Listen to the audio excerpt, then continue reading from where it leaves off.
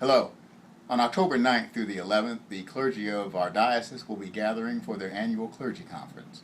One of the keynote speakers is the Reverend Sarah Jobe, an ordained Baptist minister, and she and her husband and their children together live in Rutba House. Did I pronounce that correctly? That's right, Rutba House. Yes. Sarah, thank you for being with us. And I must tell you that Sarah is on her way to the Women's Correctional Center here in Raleigh, where she is a chaplain, and she's on her way to work. That's right, on my way to work. Sarah, tell us about Rutba House. First of all, where did the name come from? I looked it up in the Bible and couldn't find it. That's right, it's not biblical. Rutba is the name of a small town in Iraq. Our founders, Jonathan and Leah Wilson Hartgrove, who started the house about 10 years ago, were actually there in Baghdad when we started bombing, almost 10 years ago now. And they were in Baghdad with a Christian peacemaker team, trying to give a different witness that not everyone from the United States was in favor of the bombing that was going on. And because of some video footage that members of their team were taking, about halfway through their trip, they were asked to leave the country by Saddam's government. On their way out, they were traveling through the desert, and they were in a 3-car caravan, and the last car of their caravan got separated. So they got to the border and realized that the last car wasn't coming. They convinced their driver to turn around, and as they went back down the road, they found the car overturned by the side of the road. The windows were broken. They could see that there was some blood on the windshield, and their driver took them to the nearest town, which was Rutba. They asked around for where the hospital was and got to the hospital, and the hospital had been bombed out. And this was still in the early days when the United States was claiming they had not bombed any hospitals. But once they realized that the hospital was no longer functioning, they found their way to a makeshift clinic. At the clinic, they found their friends. They'd been taken care of. Some of them would need continuing medical care, but they'd been bandaged, kept alive.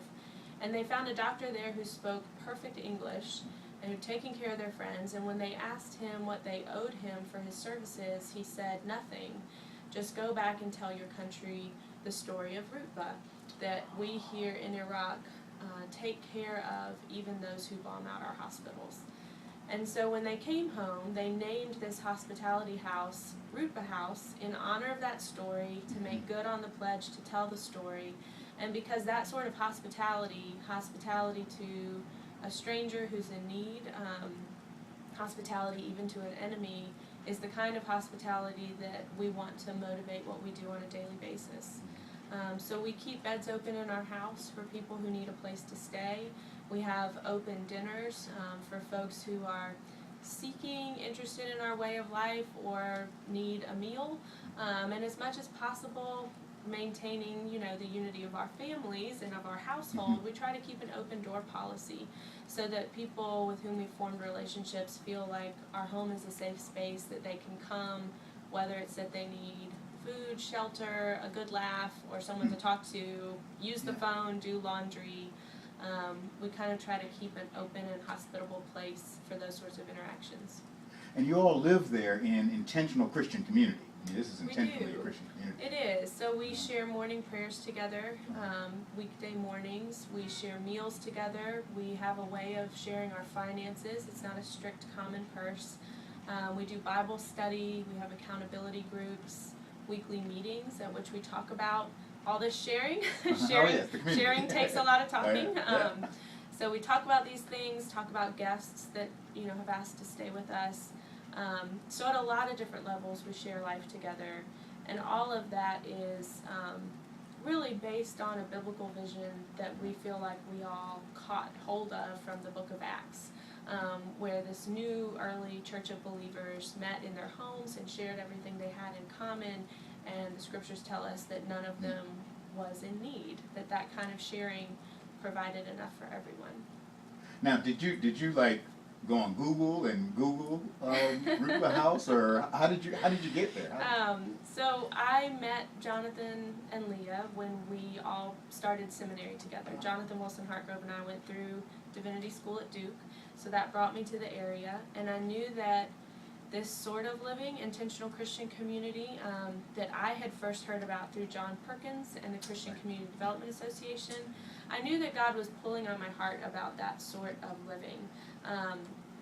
But as someone training for Baptist ministry and pastoral ministry, you know, I had been raised in the Baptist tradition to believe you went wherever you were called. You know, you didn't set down roots because a church could call you anywhere around the United States. And so it was a real struggle for me in prayer and with the Lord to know if this was really what God was calling me to commit to Durham, to commit to the Walltown neighborhood.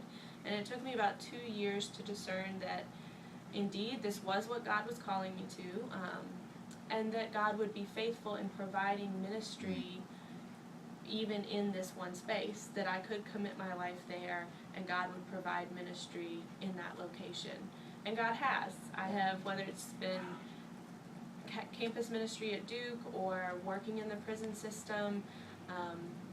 I work with a program called Project Turn that teaches divinity school classes inside of North Carolina prisons, and half our students are incarcerated and half our students are not incarcerated. They just come in each week to take their courses.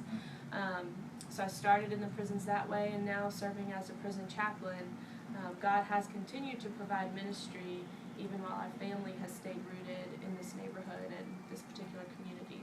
Tell me what it is you do as a chaplain. Well, in a lot of ways, it's a lot like being a pastor. Uh-huh.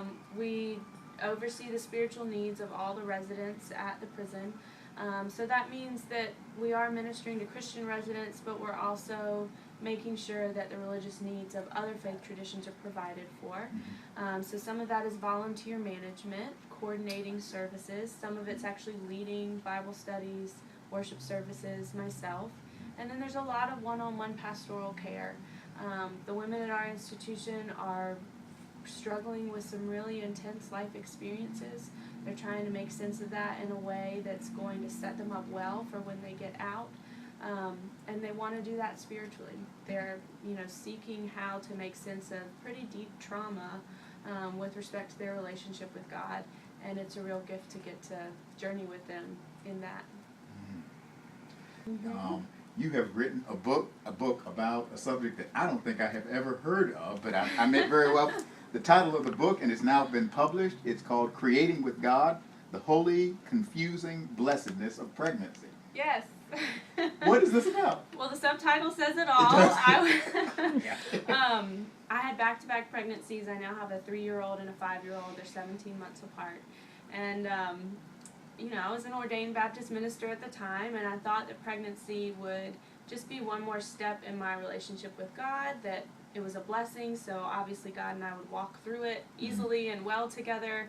And instead I found myself involved in the most exhausting work I've ever undertaken, much more difficult than being a prison chaplain, I will say on the record.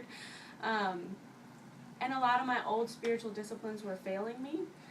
So things that I had to sort of work my way into, waking up early to spend that extra time with the Lord. Even just sitting in the pew on Sunday morning for an hour or more than an hour, and finding that my old spiritual life wasn't working for me in what was supposed to be a blessing really kind of brought me to something of a crisis of faith. And so this book was my attempt to explore what are the ways then that pregnancy is a blessing? What are the ways that we are partnering with God as co-creators of new life? Each of us comes from a pregnancy. Each of us comes from a mom. So this is a very universal experience. It's tremendous. Sarah, as you were talking through our whole time together, and specifically as you were talking about Rupka, how the song kept buzzing in my ear, there is a balm in Gilead to make the wounded whole. You and your ministry and the ministry of your Christian community are a balm in Gilead. And we are delighted to have you with us at our clergy conference. Well, I'm looking forward to it. Copies of Sarah's book can be purchased through the link that Sarah will provide for us with this edition of Please Note. God bless you and keep the faith.